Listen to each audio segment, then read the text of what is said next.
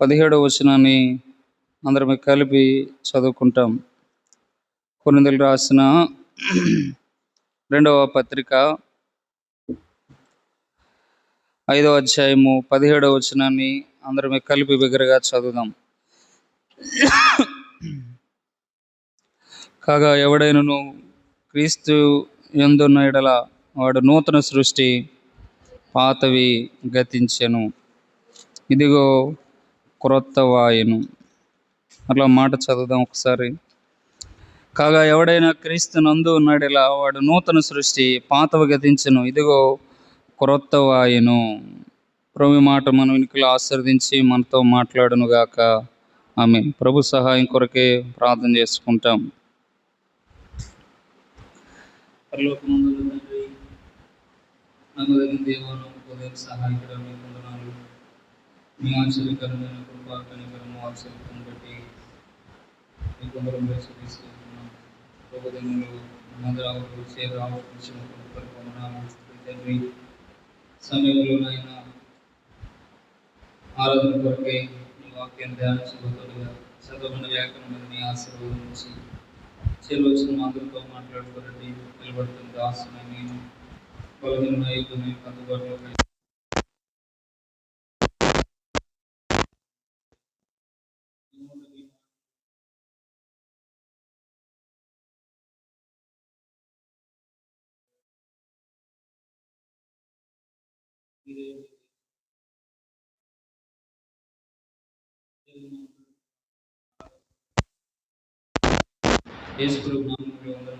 ప్రార్థిస్తున్నాం మా పరమ తండ్రి.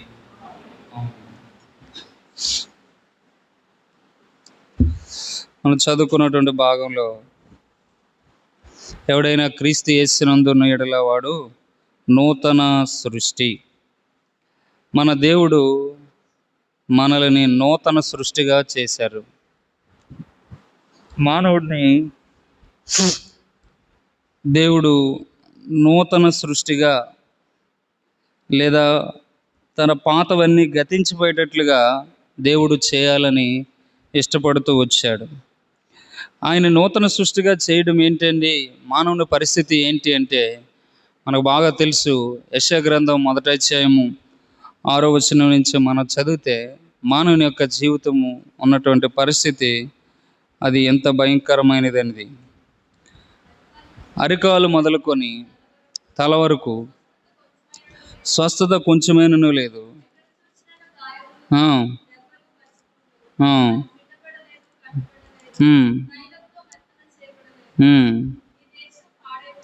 చాలా మానవుని యొక్క జీవితం అరికాల నుంచి నడినెత్తి వరకు ఎట్లా ఉందంట? చాలా అసహ్యంగా ఉంది. ఇంకా చూస్తే మనం ఎహెజ్కేలు గ్రంథం 16వ అధ్యాయం 3వ వచనం చూస్తే 16వ అధ్యాయం 3వ వచనం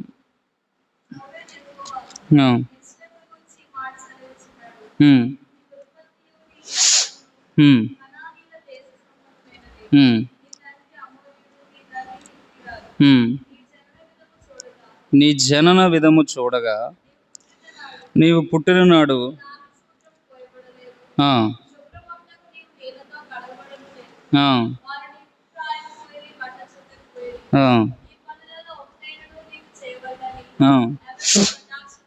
కటాక్షింపలేదు. నీవందు జాలిపడిన వాడు ఒకడునూ లేడు.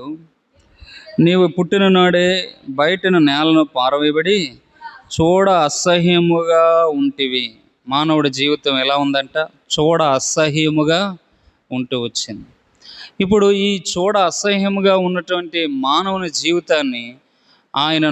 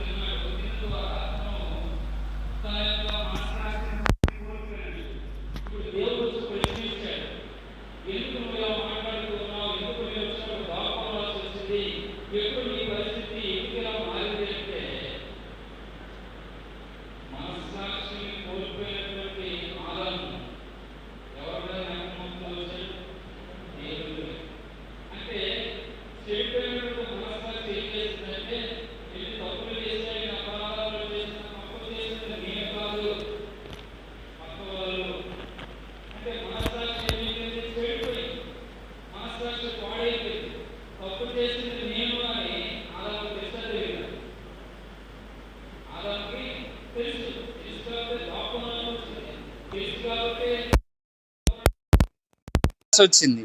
సో ఇట్లానే ఆ ఒక్క మనుషుని యొక్క అవిధేయత ద్వారా మానవులైన మనందరం మనస్సాక్షి చెడిపోయిందిగా ఉంటూ వచ్చింది. ఇప్పుడు ఈ చెడిపోయినటువంటి మనస్సాక్షిని పలానా విషయంలో నేను తప్పు చేశాను, పలానా విషయంలో నేను అపరాధము చేశానని, ఒకప్పుడు ఇట్లాంటిది లేదు. ఇప్పుడు ఈ నూతనమైన మనస్సాక్షి మన కలుగుడు ద్వారా ఆ నూతనమైన మనస్సాక్షితో ఆ దేవుని మనం ఎలా చేయగలుగుతూ ఉన్నాం చూడండి. తీతుకు రాసిన మొదటి పత్రిక మొదటి అధ్యాయము, తీతుకు రాసిన పత్రిక మొదటి అధ్యాయం 15-16 వచనాలు.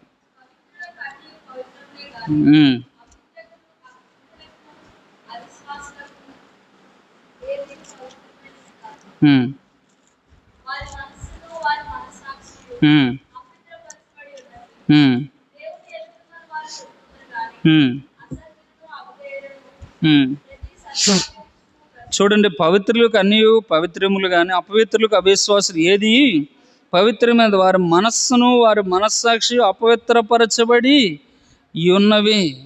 అంటే అవిశ్వాసులు అపవిత్రం, వారి మనస్సును వారి మనస్సాక్షి అపవిత్రపరచబడి ఉన్నది ఒకప్పుడు. ఇప్పుడు ఎలా ఉంది అంట? ఇప్పుడు ఎలా ఉంది? ఎబ్రిల్కి రాసిన పత్రిక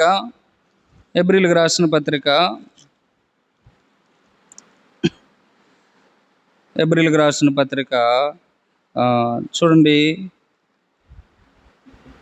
9వ అధ్యాయము 14వ వచనం. నిత్యుడగు ఆత్మ ద్వారా తాను దేవునికి నిర్దోషంగా అర్పించుకున్న క్రీస్తు యొక్క రక్తం నిర్జీవ క్రియలను విడిచి జీవమగల దేవుని సేవించుటకు మేము మనస్సాక్షిని ఎంతో ఎక్కువగా శుద్ధి చేయును. అంటే ఇప్పుడు మన మనస్సాక్షి శుద్ధి అయ్యి నిర్జీవ క్రియలు విడిచి జీవము కలిగిన దేవుణ్ణి సేవించడానికి మన మనస్సాక్షి ఏమవుతుందంట? సహాయపడుతూ ఉంది. గుర్తుపెట్టుకుందాం, ఒక రక్షణ లేని వ్యక్తికి రక్షించబడిన వ్యక్తికి ఇదే తేడా. ఇంకా విషయం చెప్పాలంటే బ్రతుకున్నవాడికి చనిపోయిన వాడికి తేడా ఉంటుంది కదా. బ్రతుకున్నవాడు చలనం ఉంటుంది, ఏదైనా చిన్న దెబ్బ తగిలినా సౌండ్ వినబడినా ఆ వ్యక్తి చెలిస్తాడు. కానీ చనిపోయిన వ్యక్తి ఎన్ని దెబ్బలు కొట్టినా ఎన్ని రకాల ప్రయత్నాలు చేసినా అతనిలో ఏముండదు? చలనం ఉండదు. అంటే మన మనస్సాక్షి కూడా చనిపోయిన పరిస్థితిలో, పాడైపోయిన పరిస్థితిలో ఉన్నప్పుడు మనము దేవుణ్ణి నమ్మకంగా యథార్థంగా సేవించడానికి మనకెప్పుడు కూడా అది దోహదపడదు. ఎప్పుడైతే యేసు రక్తము ద్వారా మన మనస్సాక్షి శుద్ధి చేయబడిందో ఇప్పుడు జీవము కలిగిన దేవుని సేవించుటకు మనకెంతో ధైర్యము, మనం ఎంతగానో ఏం చేయగలుగుతాం? స్వతంత్రులుగా దేవుని దగ్గర ఉండగలుగుతాం. కనుక ఈ ఉదయకాలం రెండవదిగా దేవుని ఎందుకు ఆరాధన చేయాలంటే నూతనమైనటువంటి నూతన హృదయం ఇవ్వడం మాత్రమే కాదు, నూతనమైన మనస్సాక్షి ఇచ్చాడు. ఏమిచ్చాడండి ఆయన? నూతనమైన మనస్సాక్షి ఇచ్చాడు. ఆ నూతన హృదయముతో ఆ దేవుణ్ణి మనం చూడగలుగుతున్నాం. నూతనమైన మనస్సాక్షితో యథార్థ హృదయముతో దేవుణ్ణి మనము సేవించడానికి వీలవుతూ ఉంది. కనుక ఈ రెండు విధాలైన నూతన విధానాన్ని బట్టి ప్రభువుని తప్పకుండా మనం ఏం చేయాలి? ఆరాధన చేయాలి. మూడవదిగా చూడండి, మూడవదిగా చూస్తే తీతుకు రాసిన పత్రిక 3వ అధ్యాయము, తీతుకు రాసిన పత్రిక 3వ అధ్యాయం 5వ వచనం.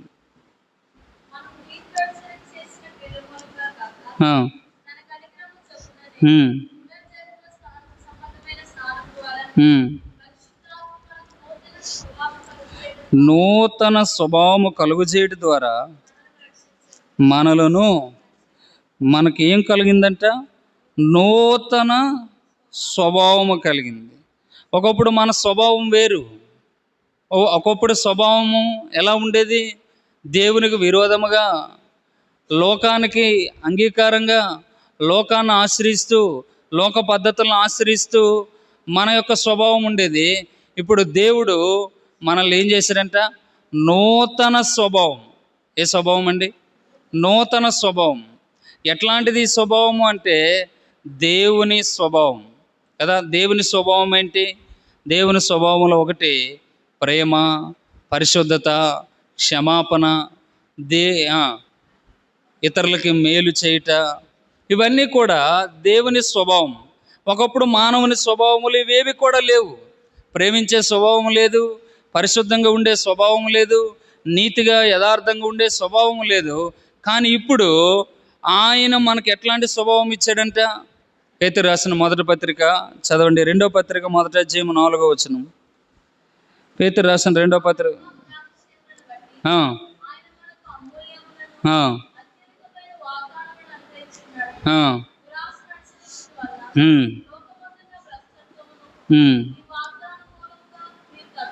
తప్పించుకొని దేవ స్వభావమునందు పాలువారొగినట్లు దేవుడు మనకి ఏం అనుగ్రహించాడంట? దైవ స్వభావం అనుగ్రహించాడు కదండి. సామాన్యంగా చూస్తే ఈ స్వభావాలు 5 రకాలుగా ఉంటాయి. ఒకటి పశు స్వభావం, 2 రాక్షస స్వభావం, 3వది మానవ స్వభావము, 4వది దైవ స్వభావం. ఇప్పుడు పశు స్వభావము ఏం చేస్తుంది? పశువు ఎప్పుడు కూడా ఆయనకు మేలు చేసేవాడికి మేలు చేస్తుంది. ఇప్పుడు చూడండి, కుక్క ఉందనుకోండి, ఒకరోజు ఏదో అన్నం పెట్టిన ఒక బిస్కెట్ వేస్తే అది తప్పకుండా ఏం చేస్తుంది? మన దగ్గరికే వస్తుంది. దాన్ని మనం ఎంత చనువు చేసుకుంటే అంతగా మనతో చనువుగా ఉంటుంది. సో పశు స్వభావం ఏంటి అంటే మనం మేలు చేస్తే అది మేలు చేస్తుంది, మనం కీడు చేస్తే కీడు చేస్తుంది. 2వది రాక్షస స్వభావం. ఏ స్వభావం అండి? రాక్షస స్వభావం ఎలాంటిదంటే మేలు చేసినోడికి కీడే చేస్తుంది, కీడు చేసినోడికి కూడా కీడు చేస్తుంది. అంటే రాక్షస నైజము చాలా ప్రమాదకరం. అది 3వదిగా మానవ నైజం. మానవ నైజం ఏంటి? మేలు చేసినోడికి మేలు చేస్తాడు, కీడు చేసినోడికి కీడు చేస్తాడు అనేది ఒకప్పుడు నైజం. కానీ ఈ దినం ఎలా మారింది? మానవుడు రాక్షస నైజంలోకి వచ్చాడు. ఏ నైజంలోకి అండి? రాక్షసును. తనకు మేలు చేసేవాడికైనా కీడే చేస్తాడు, తనకు కీడు చేసేవాడికైనా కీడే చేస్తాడు. ఇది ఇప్పుడు మానవ స్వభావం. అయితే దైవ స్వభావం ఏంటి? అందరినీ ప్రేమించే స్వభావం. దేవుని వాక్యములు ఉంది కదా, నీతిమంతుల మీద అనీతిమంతుల మీద కూడా నా వర్షం కురిపిస్తూ ఉన్నాను. అంటే ఇక్కడ చూడండి, మానవుని పరిస్థితి, మానవ స్వభావం ఎలా మారిపోయిందంటే ఒక రాక్షస స్వభావంలోకి వచ్చిన మానవుడిని ఈ దినము దైవ స్వభావంలోకి మార్చాడు. ఇది వాస్తవం. మనం ఒకసారి మన గుణగణాలు ఒకప్పుడు రక్షణ లేని ముందు చూసుకుంటే దిగించినటువంటి దేవుణ్ణి బట్టి కదండి మార్పు ఎవరు తీసుకురాగలరు? ఈ దినం లోకంలో ఎన్నో చట్టాలు ఉన్నాయి, ఎన్నో శిక్షలు ఉన్నాయి కదండి. కానీ ఎవరైనా మానుతూ ఉన్నారా? పోలీస్ స్టేషన్ లేవా? చట్టాలు లేవా? సీసీ కెమెరాలు లేవా? ఉన్నాయి. ఎన్ని ఉన్నా కూడా మానవుడు ఏం చేయట్లేదు? తన స్వభావాన్ని మార్చుకోలేకపోతున్నాడు, తన నైజాన్ని మార్చుకోలేకపోతున్నాడు. చాలాసార్లు మీకు చెప్పాను, అమెరికా, ఇరాన్ ఆ దేశంలో శిక్షలు చాలా కఠినంగా ఉంటాయి. ఆ శిక్షలు ఎంత కఠినమంటే ఎవడైనా దొంగతనం చేసి దొరికితే ఆ చేతులు తీసేస్తారు. ఒక దొంగ దొరికాడంట, ఆడికి దొంగతనం చేసినందుకు చెయ్యి తీసాడు. చెయ్యి తీసేసి ఆయన విడిచిపెట్టారు. మరలా 6 నెలల తర్వాత దొంగతనం చేసి దొరికాడంట. దొరికితే ఈసారి రెండో చెయ్యి కూడా తీశారు. రెండో చెయ్యి తీసి ఇప్పుడు పబ్లిక్లోకి వదిలితే మరలా 6 నెలల తర్వాత దొంగతనం చేస్తూ పట్టుబడ్డాడు. ఇప్పుడు వీళ్ళు అడిగారంట, ఒరే 2 చేతులు తీసినా కూడా నువ్వు ఎలా దొంగతనం చేస్తున్నావు అంటే, పంటితో చేశానని చెప్పాడంట. ఇప్పుడు చూడండి, ఒకసారి వాడు పళ్ళు పీకితే మాత్రం దొంగతనం మానుతాడా? అంటే మానవుని యొక్క నైజము, స్వభావము, చట్టాలు కానీ ఎన్ని రకాల శిక్షలు కానీ ఏవి కూడా మానవ స్వభావాన్ని మార్చలేకపోతున్నాయి. అయితే మానవుని స్వభావం మార్చే ఒకే ఒక సూత్రం ఏంటి అంటే దేవుడే. దేవుడే మన నైజాన్ని మార్చాడు, మన స్వభావాన్ని మార్చి ఆయన సేవించే ప్రజలుగా చేశాడు. అది గుర్తెరిగిన మనం ప్రభువును నోరు తెరిచి ఆరాధన చేయాలి. ప్రభువా, నిజమే, ఒకప్పుడు నా స్వభావం వేరు, ఇప్పుడు నన్ను ఈ స్వభావంలో ఉంచావు, ఏమిచ్చి నీ రుణం తీర్చగలనని ప్రభువును మనము ఆరాధన చేయాలి. ఏం చేశాడు మనకు నూతనమైనది చెప్పండి? నూతన హృదయం ఇచ్చాడు, నూతన మనస్సాక్షి ఇచ్చాడు, నూతన స్వభావం ఇచ్చాడు. 4వదిగా చూడండి, కొరింథీయులకు రాసిన 2వ పత్రిక 10వ అధ్యాయం 4వ వచనం. 2 కొరింథీ 10:4. మా యుద్ధోపకరణములు శరీర సంబంధమైనవి కావు కానీ దేవుని ఎదుట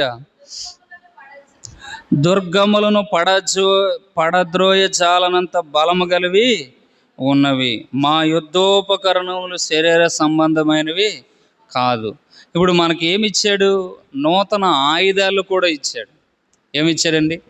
నూతన ఆయుధాలు. ఈ లోకంలో యోబు భక్తుడు అంటాడు 14వ అధ్యాయం 1వ వచనంలో, మానవుని జీవిత కాలం అంతా కూడా ఎట్లాంటిదంట? యుద్ధ కాలం వంటిది. ఇప్పుడు మానవుని జీవితం అంతా కూడా యుద్ధమే. దేవుణ్ణి ఎరిగినా యుద్ధమే, దేవుణ్ణి ఎరగకపోయినా యుద్ధమే. ఏమండి, ఈ మానవుని యుద్ధ జీవితంలో ఒకప్పుడు యుద్ధోపకరణాలు ఏంటి? ఆమె ఒకటి తిడితే మనం 3 తిట్లు తిడతాం. ఆమె ఒక మాట, ఒక చిన్న చూపు చూసిందంటే మనం కర్రెర చేసే పరిస్థితులు. కానీ ఇక్కడ అంటూ ఉన్నాడు పౌలు గారు, మా యుద్ధోపకరణములు శరీర సంబంధమైనవి కాదు. ఇప్పుడు దేనితో మనం యుద్ధం చేస్తున్నాం? దేనితో యుద్ధం? మనం స్తుతి అనే ఆయుధం ఇచ్చాడు మనకు. ఏమిచ్చాడండి? స్తుతి అనే ఆయుధం. స్తుతించుడు ద్వారా చెరసాల సంఖ్యలు ఏమైపోయినాయి? బద్దలైపోయినాయి. స్తుతించుడు ద్వారా ఎరుకో గోడలు కూలిపోయినాయా లేదా? యుద్ధము దేంతో చేశారు వాళ్ళు? స్తుతించుడు ద్వారానే. అందుకనే పౌలు గారు చెప్పాడు, ఎల్లప్పుడూ ప్రభునందు ఆనందించిని, మరలా చెప్పుదును ఆనందించిని అని. యెహోవా ఇచ్చిన, యెహోవా తీసుకుని పోయిన, యెహోవా నామమునికే. అంటే ఏంటి ఆయుధాలు? వాస్తవంగా చూస్తే వచ్చే ఆ పరిస్థితులను బట్టి శరీర సంబంధంగా మనం యుద్ధం చేయాల్సి వస్తే వేరే ఆయుధాలు వాడాలి. కానీ ఇప్పుడు వాడే ఆయుధాలు ఏంటి? ఏ ఆయుధాలు వాడుతున్నాం? స్తుతి అనే ఆయుధం. ఈ స్తుతి అనే ఆయుధం వాడినప్పుడు ఆ స్తుతి ఎదుట ఎలాంటి దుర్గాలు కూడా సరిపోవు. రెండవది ప్రార్థన అనే ఆయుధం. ఏ ఆయుధం అండి? ప్రార్థన అనే ఆయుధం. ఒకప్పుడు ఈ ఆయుధాలు మనకు లేవు. మనం యుద్ధం రాగానే ఏం చేసేవాళ్ళం? తపేలు తీయటమో, కర్ర తీయటమో, లేదా ఇంకేదో తీయడమో చేసేవాళ్ళం. ఇప్పుడు అలా కాదు చేయాల్సింది. ఎలా చేయగలుగుతున్నాం? చేస్తున్నామా లేదా? చేయకపోతే ఆరాధన చేయలేము కదండి. స్తుతి అనే ఆయుధం ఇచ్చాడు మనకి, ప్రార్థన అనే ఆయుధం ఇచ్చాడు. మూడవదిగా వాక్య ఖడ్గం అనే ఆయుధం ఇచ్చాడు. అంటే ఈ వాక్య ఖడ్గాన్ని చేత పట్టుకున్నప్పుడు, వాక్య ఖడ్గాన్ని చేత పట్టుకోవడం అంటే బైబిల్ చేతులు పట్టుకొని నడవటము, లేదా చాలా మంది ఏం చేస్తుంటారు, ఎవరికైనా అపవిత్రాత్మ పడితే తీసుకెళ్ళి బైబిల్తో వాళ్ళ నెత్తి మీద కొడితే అది పోతుందండి. నెత్తి మీద కొడితే అది పోదు. ఆ బైబిల్లో ఉన్నటువంటి వాక్యము వాక్యానుసారమైన జీవితం మనలో ఉంటే, అలాగే ఒక పాస్టర్ గారు వెళ్ళాడంటే దెయ్యం దగ్గరికి, ఎవరికో ఒక ఆవిడికి దెయ్యం పట్టింది. దెయ్యం పట్టిందని వెళ్ళి ప్రార్థన చేయడానికి వెళ్తే ఈయన గారి జాతకం అంతా ఆవిడ చెప్పేసిందంట. నువ్వు ముందెళ్ళి మీ ఆవిడతో సమాధాన పడిరా, నీ కొడుకుతో సమాధాన పడిరా, నువ్వు ఈరోజు అలా బైబిలే చదువుకోలేదు కదా, నువ్వు ముందెళ్ళి బైబిల్ చదువుకొని రా అని చెప్పిందంట. అంటే అలాంటి యుద్ధాలు, అలాంటి ఆయుధాలు పనికిరావు. వాక్యం అనే ఖడ్గం అంటే ఆ వాక్యాన్ని మనం ఆంతర్యంలోకి మనం ఏం చేయాలా, అన్వయించుకొని ఆ వాక్యానుసారంగా మనం వెళ్ళినప్పుడు, అదే కదా మనం యాకోబు 4:7 చదువుతాం. దేవునికి లోబడి ఉండు, అప్పుడు అపవాదిని ఎదురించిన వాడు మీ ఎదుటి నుంచి ఏం చేస్తాడంట, పారిపోతాడు. వాస్తవమే, క్రైస్తవ జీవితం అంటే అనుక్షణ యుద్ధమే. రక్షింపబడకపోయినా యుద్ధం ఉంటుంది. లోకంలో ఉన్నవాడికి యుద్ధాలు లేవా? అన్ని రకాల లోకంలో ఉన్నప్పుడు ఉంటాయి. చాలా మంది యేసుప్రభుని నమ్ముకుంటే మా జీవితం 3 పువ్వులు 6 కాయల్లాగా ఉంటుంది అనుకుంటారు. ఏమీ ఉండదు. లోకంలో ఇంకో రకంగా సామెత చెప్పాలంటే పెనంలో నుంచి పొయ్యిలో పడినట్టు ఉంటుంది. ఏమండి, పెనంలో నుంచి పొయ్యిలో పడితే వేడి ఎక్కువ అవుద్దా తక్కువ అవుద్దా? ఎక్కువే అవుతుంది. అయితే ఇప్పుడు ఇక్కడ ఆ వేడిని తట్టుకొని నిలబడటానికి ఉండే ఆయుధాలు చాలా ప్రాముఖ్యమైనవి. ఆ ఆయుధాలు ఈ దినం మనం కలిగి ఉన్నాం. అవి మన ప్రభు ద్వారా మనకు వచ్చినాయి కనుక ఆ ప్రభును మనం ఏం చేయాలా, ఆరాధన చేయాలి. అవును ప్రభు, వాస్తవమే. ఒకప్పుడు లోకంలో ఉన్నప్పుడు, నా చుట్టూ యుద్ధాలు ఉన్నప్పుడు నేను రకరకాల ఆయుధాలు వాడేదాన్ని. ఈ దినమైతే స్తుతి అనే ఆయుధం, ప్రార్థన అనే ఆయుధం, వాక్యమైన ఆయుధాన్ని నాకు ఇచ్చి ఆత్మీయమైనటువంటి యుద్ధము చేయటానికి, ఆత్మీయమైనటువంటి యుద్ధములో గెలవటానికి నాకు సహాయం చేస్తూ ఉన్నావు అని మనం దేవుణ్ణి ఆరాధించ బద్దులమై ఉన్నాం. 5వదిగా చూస్తే దేవుడు మనకి ఎవరినిచ్చాడు, నూతనముగా ఏమిచ్చాడు చూడండి. మత్తయి సువార్త 12:48. మత్తయి సువార్త 12:48.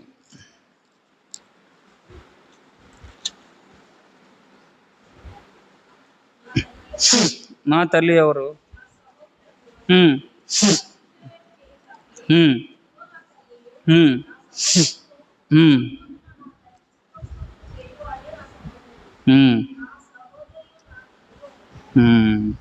ఇప్పుడు ఇక్కడ ఈ మాటలు బట్టి చూస్తే నూతనమైన బంధువర్గాన్ని మనకిచ్చాడు దేవుడు. ఎవరినిచ్చాడండి? భౌతికంగా మనకు తల్లిది, సహోదరుడు, సహోదరి వీళ్ళంతా ఉన్నారు. వాళ్ళందరూ ఈ దినాన మన ఈ ఆత్మీయ నూతన సృష్టిలో వాళ్ళు ఉపయోగపడరు. ప్రభువే చెప్పాడు, ఒక రకంగా మనం ఆత్మీయంగా జీవించాలనుకున్నప్పుడు మన కన్న వాళ్ళే, మన సొంత వాళ్ళే మనకు వ్యతిరేకంగా ఉంటారు. కానీ అంతకంటే ప్రాముఖ్యమైన బంధువర్గం ఇక్కడ మనకు ఉందా లేదా? సంఘమే, దేవుని చిత్తానుసారంగా ఉన్నటువంటి ప్రజలే మన సహోదరుడిగా, సహోదరిగా ఈ బంధువర్గాన్ని ఇచ్చాడు. మనం అందరం ఇప్పుడు ఎక్కడ వారమండి? ఒక్కొక్కరితో ఒక్కొక్క ఊరు, ఒక్కొక్కరి ఇంటి పేరు వేరు, ఒక్కొక్కరి కులం వేరు, ఒక్కొక్కరి యొక్క వృత్తులు వేరు. అయినా కానీ ఇక్కడ మనందరం కూడా ఏమంటున్నామండి? అక్క, అన్న. ఎక్కడి నుంచి వచ్చింది ఈ బంధుత్వం చెప్పండి. నేను నీరసంగా ఉన్నానండి, నాకంటే నీరసంగా ఉన్నారు మీరు. ఈ బంధుత్వం ఎక్కడి నుంచి వచ్చిందండి? దేవుని బట్టే. ఈ బంధుత్వం ఎక్కడ ఉంటుంది? ప్రపంచంలో ఎక్కడికి వెళ్ళినా ఉంటుంది. ఉందా లేదండి? ప్రపంచంలో ఎక్కడికి వెళ్ళినా మనకు బంధువులు ఉన్నారు లేరా? ఉన్నారు బంధువులు. ఏం అధైర్యపడక్కర్లా. ప్రపంచంలో ఎక్కడికి వెళ్ళినా కూడా దేవుని ఎరిగిన ప్రజలు ఉన్నారు. దేవుని ప్రజలు వాళ్ళకంటే కూడా వీళ్ళు ఎవరికంటే, మన భౌతికమైనటువంటి బంధువర్గము కంటే ఈ బంధువర్గము ఎంతో ప్రాముఖ్యమైనది. ఆ బంధువర్గము ఒకవేళ మనం బాగున్న పరిస్థితులు బట్టి, బాగులేని పరిస్థితులు బట్టి మనల్ని తృణీకరించవచ్చు, మనల్ని ఏ రకంగా ఎడబాయొచ్చు. కానీ ఈ బంధువర్గం మాత్రం ఎన్నడూ కూడా ఏం చేయదు, విడువదు, ఎడబాయదు. సో ఈ ఉదయకాలం ప్రభువును మనం ఆరాధన చేయడానికి నూతనమైనటువంటి హేతువులు ఏంటి అంటే, నూతన యొక్క హృదయం, నూతన మనస్సాక్షి, నూతన స్వభావం, నూతన ఆయుధాలు, నూతన బంధువర్గం. ఇది నిశ్చయంగా మన జీవితంలో నిజమైనప్పుడు నూతన సృష్టిగా చేయబడిన మనం ఆ నూతన సృష్టిగా చేసిన దేవుణ్ణి నోరు తెరిచి ఆరాధన చేయాలా లేదా? తప్పకుండా ఆరాధన చేయాలి. నూతన బంధువర్గాన్ని బట్టి, అవును వాస్తవమే, ఎవరు నా కళ్ళదల్లులు నన్ను ఎవరు విడిచినా నా కొరకు సంఘం ఉంది కదండి. చాలా మంది ఇక్కడికి రారు, కానీ మనం వారి కొరకు ప్రార్థన చేస్తాం. ఎందుకు చేస్తున్నాం? మనమందరము కూడా ఒక తండ్రి బిడ్డలం, ఒకే రక్తము చేత కడగబడ్డాం, ఒకే ఆత్మను పానం చేస్తూ ఉన్నాం, ఒకే రొట్టెలో ఏమవుతూ ఉన్నాం, పాలు పొందుతూ ఉన్నాం. ఇచ్చే మన అందరము కూడా ఆత్మీయమైన కుటుంబం. ఇది ఎలా జరిగిందంటే మన ప్రభువైన యేసుక్రీస్తు వారి ద్వారా. అందుకే ఈ ఉదయకాలం మన ప్రభువును మనం ఆరాధన చేయాలి. ప్రభువా, నన్ను నూతన సృష్టిగా చేశావు, ఆ నూతన సృష్టిగా చేయబడిన నాకు ఈ 5 ఆశీర్వాదాలు ఇచ్చిన నిన్ను ఏమని ఆరాధించగలను ప్రభు అని నోరు తెరిచి ప్రభుని ఆరాధన చేద్దాం. ప్రభు అట్టి కృప మనకు దయచేయనుగాక.